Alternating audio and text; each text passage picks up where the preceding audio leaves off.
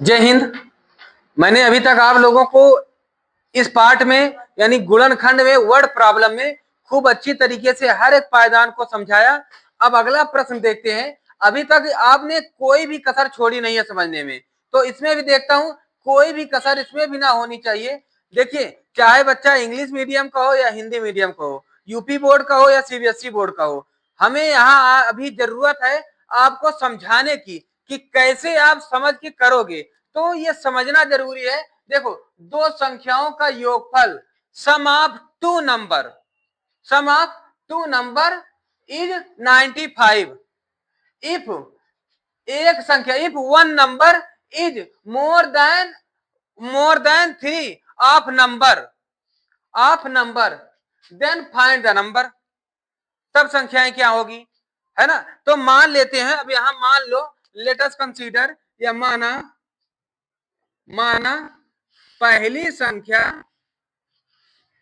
संख्या हम क्या मान लेते हैं, यक्स मान ले, किसी को कोई दिक्कत नहीं ना, है ना। अब फिर ये कह रहा है कि दो संख्याओं का योगफल 95 है, और कह रहा है यदि एक संख्या और दूसरी संख्या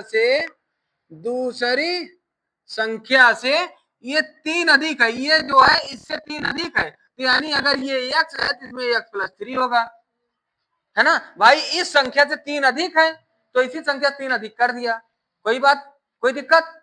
अब कह रहा है कि इन संख्याओं का योग 95 है, तो शर्तानुसार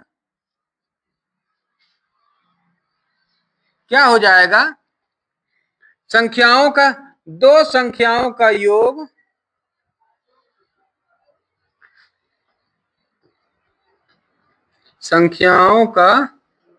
या दोनों लिख दो, यहां दोनों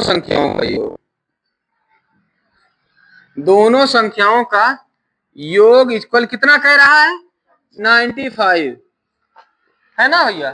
तो अब इसके बाद आप क्या कर लोगे, अब दोनों संख्या हमारी कौन सी है, पहली है x, दूसरी है x+3, है ना। तो इसको कर लेते हैं, x+3 इक्वल क्या है, 95। बोलो यहां तक कोई दिक्कत है ना। अब इसको ऐड करोगे, 2x+3 इक्वल 95, है ना। ये इधर जाएगी, 2x equal 95 minus 3, 2x equal 95 से 3 क्या 94, ओ सॉरी 92, x इक्वल हो जाएगा 92/2, ये कट जाएगा, 2 4 जाए और 2 6 जा 12, है ना। यही हो गई ना x इक्वल 46, है ना। और फिर इसी पर पहली संख्या हम जोड़ लेंगे। पहली संख्या हमारी क्या होगी, पहली संख्या x बराबर 46 है, तो पहली संख्या हमारी 46 हो जाएगी, है ना। और दूसरी संख्या x+3 है, x+3 ये हो जाएगी, x का मान है 46 + 3, 46 3 49, यही हो गई आंसर। कठिन नहीं है ना, है ना। उत्तर की जांच कर लो अपने मन का बोध करने के लिए। तो देखो यहां पर ये यही रख दो, तो x का मान है कितना, 46, 46 टू जा 46 टू जा, ये देखो अभी काटे ना 92, और 92 3 95, 95 इक्वल 95, उत्तर की जांच हमारी सही आ गई ना, है ना। चलिए अब इसको देख लेते हैं। ये कह रहा है दो क्रमागत संख्याओं का योगफल। देखिए अब इसे देख लो, दो क्रमागत संख्याओं का योगफल, तो दो क्रमागत, दो कह रहा है तो यानी एक मान लो, माना let us consider first number is x and second number is x+1, क्रमागत कह रहा है कि यानी एक आगे होगा फिर उसके आगे होगा, है ना। इसी तरह थोड़ा दिमाग से बेसिक से समझो, ठीक है ना। तो यहां कह रहा है दो क्रमागत संख्याओं का योगफल 21 है, तो माना पहली संख्या इक्वल x और दूसरी संख्या बराबर x+1, क्रमागत कह रहा है तो यानी अगला तो एक तो अधिक होगा ही, दो अधिक होता तो कहाँ होता, लेकिन क्रमागत है तो एक है और एक तो उससे अधिक है, आगे है।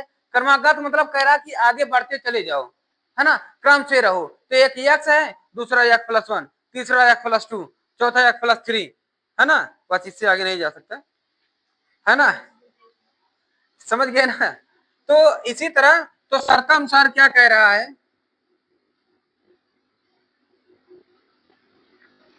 क्या कह रहा है, कह रहा है कि दो क्रमागत संख्याओं का योगफल 21 है, दो क्रमागत संख्याओं का योगफल 21 है। तो यानी x+1 इक्वल कितना है, 21, है ना।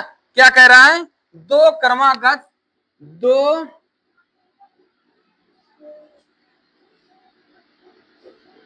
दो क्रमागत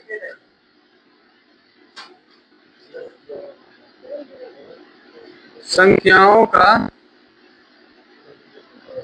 योगफल इक्वल 21, इतना कह रहा है। तो बस यही दो क्रमागत संख्याओं का योगफल इतना हो गया। अब हम क्या करेंगे, इसको ऐड कर लो भैया। तो 2x+1 इक्वल 21, 1 इधर चला जाएगा, 2x equal 21 - 1, 2x equal 20, x equal 20/2, 10, x equal 10 आ गई ना। अब x का मान हम इसमें रख देंगे पहली संख्या आ जाएगी, इस पे रख देंगे दूसरी संख्या आ जाएगी, फिर उत्तर की जांच कर लोगे, है ना। तो पहली संख्या बराबर हमारी क्या है,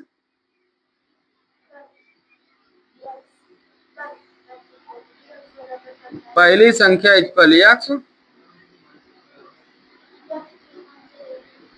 दूसरी संख्या बराबर, और ये सॉरी x का मान 10 है तो ये 10 हो जाएगा। दूसरी संख्या x+1 इक्वल ये हो जाएगा 10+1 इक्वल 11, क्रमागत है ना, समझ गए ना। और उत्तर की जांच कर लो भैया। अब देखो यहाँ x का मान कितना रखोगे, 10, 10 10 10 और 20, 121 हो जाएगी। उत्तर की जांच सही हो गई हमारी, है ना, यानी आंसर सही है। इसका जल्दी से स्क्रीनशॉट ले लो, फिर हम आगे बताएं। चलिए अब ये देखिए, तो ये जैसे कह रहा है कि पिता की वर्तमान आयु, इस तरह से ये बहुत इंपॉर्टेंट प्रश्न है, इस तरह के बहुत प्रश्न आते हैं, ये वेरी वेरी मोस्ट इंपॉर्टेंट प्रश्न है। ये समझ लीजिए बोर्ड एग्जाम में कई बार ये देखा गया है, कई बार ये देखा गया है। अभी से ही मान के चलो ये बहुत इंपॉर्टेंट प्रश्न है। कैसे करोगे, ये कह रहा है कि पिता की वर्तमान आयु अपने पुत्र की वर्तमान आयु की 3 गुनी है।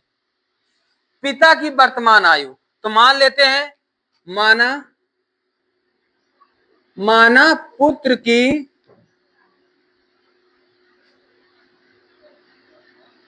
वर्तमान आयु इक्वल x और पिता की वर्तमान आयु इक्वल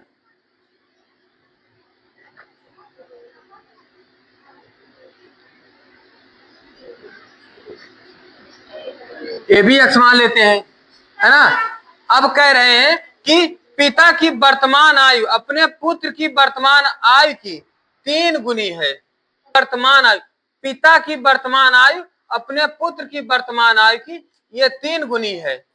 क्या कह रहा है, ये 3 गुनी है ना, ये 3 गुनी है। अब फिर इसके बाद कह रहे हैं कि 12 वर्ष बाद, 12 वर्ष बाद क्या होगा कि पुत्र की वर्तमान आयु, पुत्र की वर्तमान आयु इक्वल x+12 हो जाएगी, है ना। और पिता की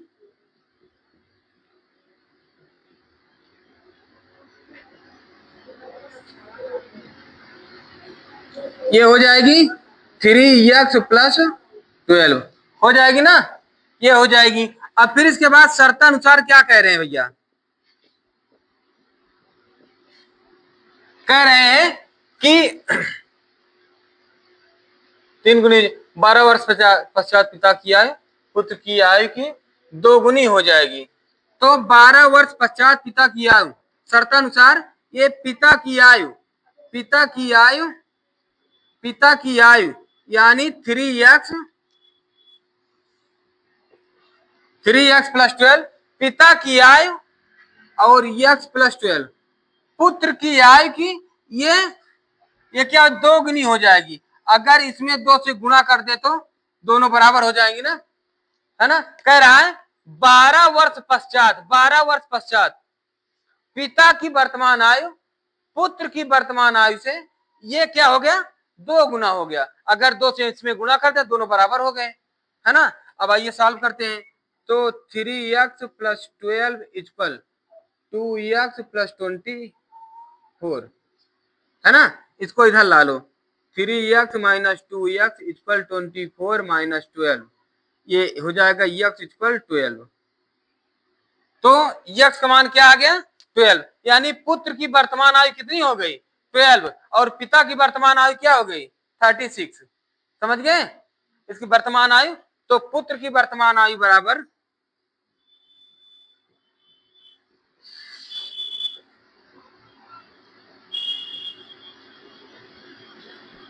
आयु इक्वल 12 और पिता की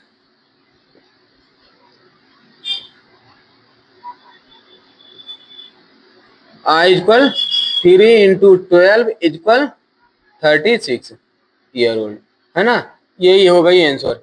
अगर आपका मन करे ना तो इसी पर रख के आप बराबर कर लो। देखो सॉरी कहाँ गई, इन्हीं पर किसी पर रख के आप बराबर कर लो, चाहे यहीं रख लो। समझ गए, कहीं रख के बराबर कर लो आप, उत्तर की जांच हो जाएगी। समझ गए। इसका जल्दी से स्क्रीनशॉट लो फिर हम आगे बताएं।